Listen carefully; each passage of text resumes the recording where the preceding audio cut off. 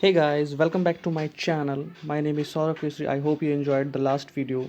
In this video, we will talk about the General Assembly of UN. इसमें UN के general assembly का क्या काम होता है और इसमें कितने मेंबर्स होते हैं। तो चलिए बिना देर के ये जानते हैं कि UN के क्या फंक्शंस हैं।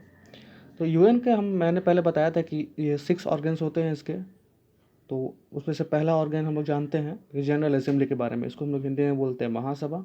इसमें टोटल हर एक देश के सभी 193 कंट्रीज के जो प्रतिनिधि रिप्रेजेंटेटिव जो हैं वो शामिल हो सकते हैं और इसीलिए इसको मिनी पार्लियामेंट ऑफ वर्ल्ड बोला जाता है। विश्व का लघु संसद बोल सकते हैं इसको। प्रत्येक देश इसमें क्या कर सकता है कि 5 प्रतिनिधि भेज सकता है, लेकिन वोटिंग जब होगा किसी प्रस्ताव पर तो वो एक ही बार वोट कर सकता है। इसका कार्य क्या होता है चलिए जानते हैं। इसका कार्य होता है कि शांति एवं सुरक्षा से जुड़े मुद्दे पर गहन विश्लेषण करना, बात करना और विश्व में जो अशांति फैली है किन्हीं 2 देशों के बीच वहाँ पे उसको उस डिस्प्यूट को सॉल्व करना। उसके बाद कौन सा नया देश इसमें एंट्री लेना चाहता है उसको सदस्यता प्रदान करना। उसके बाद यूएन का जो बजट होता है वो जनरल असेंबली में पास होता है।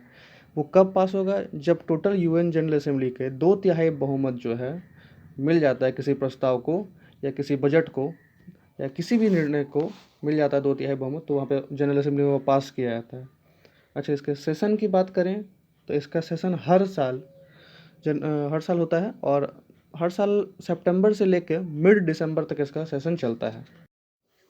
हर एक साल जब जनरल असेंबली का नियमित सत्र की शुरुआत होता है तो सबसे पहले क्या होता है कि महासभा के नए अध्यक्ष का चुनाव होता है। उसके साथ साथ 21 उपाध्यक्षों का चुनाव हो रहा है और महासभा की जो मुख्य 7 समितियां हैं जो वर्ल्ड लेवल पर काम करती हैं, शांति व्यवस्था, सुरक्षा, आर्थिक मामले को देखती हैं, इन सभी समितियों के अध्यक्ष का चुनाव करती है। अच्छा, इनका नियमित सत्र तो चलता है आपका सितंबर से लेकर दिसंबर मिड तक, लेकिन अगर सिक्योरिटी काउंसिल चाहे तो किसी भी इमरजेंसी में विशेष सत्र का आयोजन कर सकती है।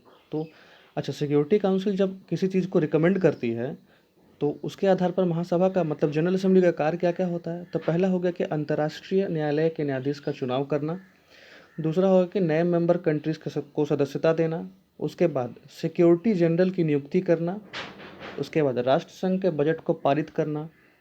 तो इन सभी कार्य जनरल असेंबली में किए जाते हैं। अच्छा, प्रेजेंट में अगर हम लोग न्यूज़ में बात करें तो लास्ट मंथ ही जो प्रेसिडेंट हैं यूएन जनरल असेंबली के, वो बांग्लादेश और पाकिस्तान के दौरे पे गए थे। अच्छा, इनके ये कौन से कितने नंबर के महासभा अध्यक्ष हैं? तो बोला जाए कि 75 नंबर के हैं, 75वें हैं। और इनका नाम है वोल्कान बोजकर, जो कि तुर्की के डिप्लोमेट और पॉलिटिशियन रह चुके हैं।